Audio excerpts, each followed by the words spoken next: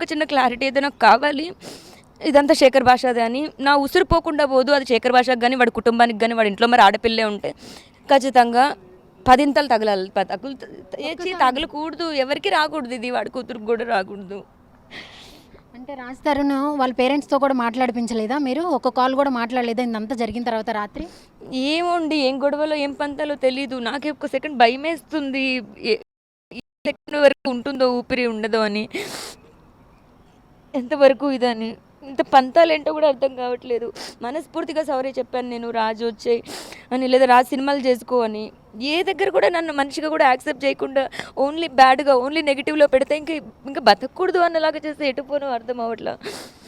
అంటే ఒక ఆడపిల్ల ఇంతలా ఫైట్ చేస్తుంది, ఇంతలాగా కోర్టులు మెట్లు ఎక్కడం కానీ, ఇంతలాగా పోలీస్ స్టేషన్లకు రావడం కానీ చేస్తుంది. అసలు మీకు ఒక మూమెంట్లో అనిపించలేదా ఇదంతా అనవసరం, నాకు వదిలేద్దామని?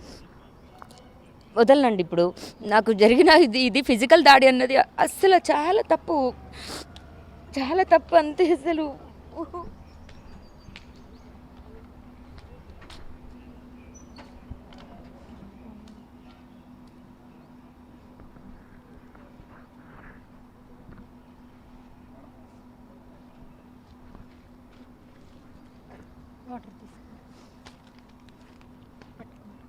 నా అనుకునే వాళ్ళే ఎన్నిపోటు పొడిచినప్పుడు, నా అనుకునే వాళ్ళే బాధ పెట్టినప్పుడు మాత్రమే ఒక స్ట్రాంగ్ లేడీ ఏడుస్తుంది అని మేము వింటాం, ప్రస్తుతానికి చూస్తున్నాం కూడా.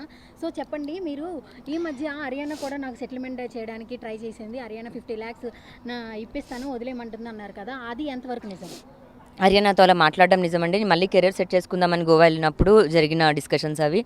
కానీ నాకు 50 లక్షల కోసం నేను దీనికోసమే చేయలేదు.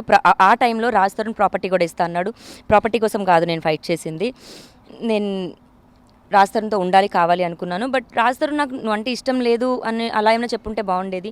గొడవలు ఎందుకు అవుతున్నాయో తెలిసేది కాదు, ఇష్యూస్